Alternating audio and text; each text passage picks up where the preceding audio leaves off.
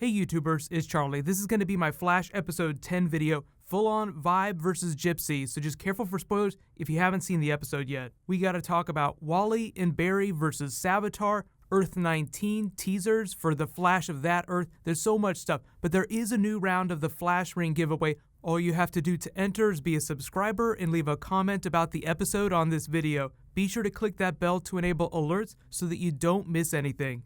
So let's do top 10 in comic book Easter eggs. Number 10, the intro to the Electric Gang with Harrison Wells narrating his novel. I love that he keeps trying to sell people on this. Even when Gypsy had him later in the episode during the trial by combat, he was trying to sell her on it while they were waiting for the battle to start. The big thing with him in this episode is all about doing something that matters. That was kind of the theme across the entire episode for all the characters, making sure that their life had meaning, and that's why HR came to this Earth. So number 9, that led Gypsy to come after him as a collector. So we get all this lore and backstory on Earth 19. Hopefully we'll get to see it really soon because she let us know that she's not surprised by speedsters. She's able to cut them off from the Speed Force using her vibe powers. So that means that Cisco can do it too, but because he's not as good, he hasn't learned about all those things yet. The reason she explains that she came for HR is because he broke their most sacred law, interdimensional travel, because 25 years ago in their history, another Earth invaded theirs and they set up this travel ban. She's part of a task force that tracks those people down that break the law, and it's basically a death sentence. And now she has to say that he's dead so he can never go home. But number 8, you can kind of see what they're setting up for HR's character. So they have that Lego set of Iris's death, and they know that they see HR in the future on the rooftop with that gun. So they're like, do we send him back? Do we stop him from going back? We know that HR is destined to show up, like Cisco said at the end of the episode. So what I think that they might be doing is setting us up to really care for HR because he's kind of a douchebag. You're definitely made to hate him when he first shows up. He's so annoying. So by the end of the season, I think the idea is to make you love him, for him to do something that gives his life meaning, and then they'll yoink the rug right out from under us, kill him in a battle with Savitar or someone else, and that'll give Tom Cavanaugh a reason to play another character in Season 4. I just don't think that HR is going to be here next season, so there has to be a reason for him to go away, and he can't go back to Earth 19 now. So right now, he's at the top of the list of people who might die at the end of the season, because I think we can all agree that Iris is probably not going to die. They'll find a way to save her, and it has to do with Wally. Number 7, Barry and Wally teaming up and showing off new Flash powers to take down the Electric Gang at the beginning of the episode. So they sort of like vibrate around each other so the guns can't get a lock on them, take them down. They'll be doing more of that because they tease that Barry's going to be training him at the end of the episode to get faster and faster. The whole idea is that he's getting way faster in a much faster rate so that he'll be fast enough to help Barry save Iris from Savitar. Because so far, Barry's been thinking about this in a very singular way. I have to be fast enough to save Iris. But now we have 2 Flashes, and that doesn't even include Jay Garrick or Jesse Quick or any of the other speedsters of the multiverse. Barry had this speech in the episode where he talked to Cisco about getting through the tough times. He says, I lean on you guys. You guys keep me going in the dark times. So he's just learning to rely on the rest of Team Flash. Now he's going to rely on Wally to help him out with his Savitar problem. In really nice Smallville Easter egg, you guys may have noticed the cheerleaders that Wally rescued that he was taking all the selfies with look exactly like the cheerleaders from Smallville. So just a whole bunch of Wally stuff that they're building out in the back half of the season. There's rumors that he might guest star on Legends of Tomorrow. But what I'm really hoping is they tease some of the powers that Wally develops that Barry does not have. Every member of the Flash family learns to use the Speed Force in slightly different ways so they have slightly different abilities. One of the big ones he develops in the comics is sort of like Superman's sunburst ability, just a giant burst of electrical Speed Force energy. So number 6, the other big thing here too that I love is that Julian is on the team and he's like this cold mathematician who's like the get shit done person. So like they're trying to figure this plan out and he's like, look, let's use mathematics. You need to get this fast by this time or else you're not going to be able to save her. He's the one that had the idea to create the Lego set. He's also striving for meaning. There's so much left for his character this season. I feel like he's still tied to the Philosopher's Stone. There has to be a reason for Savitar to come back to our Earth. So there's a number of ways that could go down. I have a feeling it'll have something to do with Dr. Alchemy. So right now, Julian's just doing what everyone else is trying to do, make his life have meaning, learn to be on the team, but he's one of the new guys, so he just sort of pipes up at the really awkward moments with really funny responses like, oh wow, she must have been having an off day, otherwise Cisco would have totally died. Number 5 is Iris distracting Joe by teasing the Tornado Twins. In the comics, she and Barry have 2 children, they're twins, they themselves have speed powers, but their son, Dawn Allen, has a son named Bart Allen. So he's the one that comes back from the future to fight with Team Flash during the Mark Waid era of the comics. That's when Wally West was the main version of the Flash. But she takes it right back in an instant and says, do you think that Barry is a dog person or a cat person? So it was just like a really brief tease that they might have children in the future. So who knows if we'll ever do that on the TV show. I'm assuming not, because if we do see their children, if we did see Bart Allen on the show, it would probably be in a flash forward, or like in the comics, Bart would show up from the future in present day, and they wouldn't really know where he came from till he explained himself.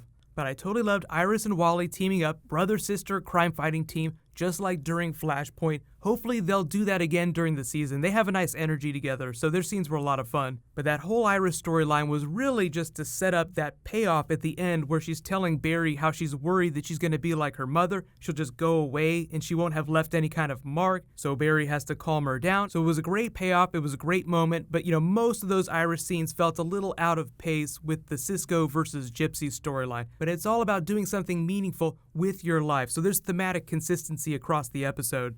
Number 4 was Cisco's challenge to Gypsy, trial by combat, very timely Game of Thrones reference, mixed with a Lord of the Rings reference, come and claim him. So he was just throwing them left and right. And the funny thing is that he learns that Gypsy also has her own references too. Oh, Spinal Tap, that's nice, as she's sucking him through the portal to the other Earth. But the training montage was great. The whole energy with all the characters was so much better in this episode. Cisco wasn't all mopey. Julian was funny. He had really nice comedic timing with Caitlin. We'll work on your interpersonal skills. So the energy in the group is so much better in the back half of the season. I'm so much happier with what's going on now. Number 3 was Vibe versus Gypsy Multiverse Battle. So there were 3 different Earths that they went to. Spinal Tap. It's like one of my favorite movies. This is Earth 2.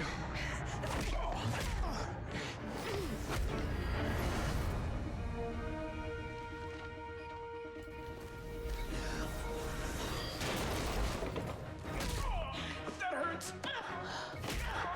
That's it.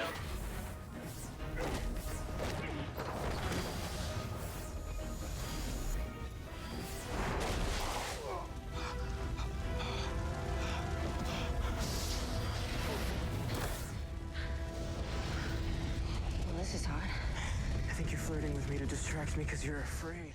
The first one they went to was Earth 2. Cisco recognizes it. He's like, holy crap, this is Earth 2. That kind of tees up that we're going to be seeing Earth 2 again really quickly with the Gorilla City episode. That's 2 parts, so we'll see Jesse Quick again real soon. The next Earth they go to is Supergirl's Earth, Earth 38. They're in Cat Grant's office. You see Miss Tessmacher. Like, oh my god, somebody call Supergirl. She must be off helping somebody else. In this last planet, looks like something right out of Star Wars, like it's Mustafar, Anakin versus Obi-Wan next to the lava. And I almost completely forgot to mention, we gotta talk about Cisco in the full Vibe costume for the first time in present day. And he refers to himself as Vibe for the very first time. You can call me Vibe, or Cisco, or anything else. Gypsy was just so much fun in this episode. So hands down, Gypsy is one of my favorite new characters. You can definitely expect her to come back sometime, maybe even before the end of the season, just in the way that they left things.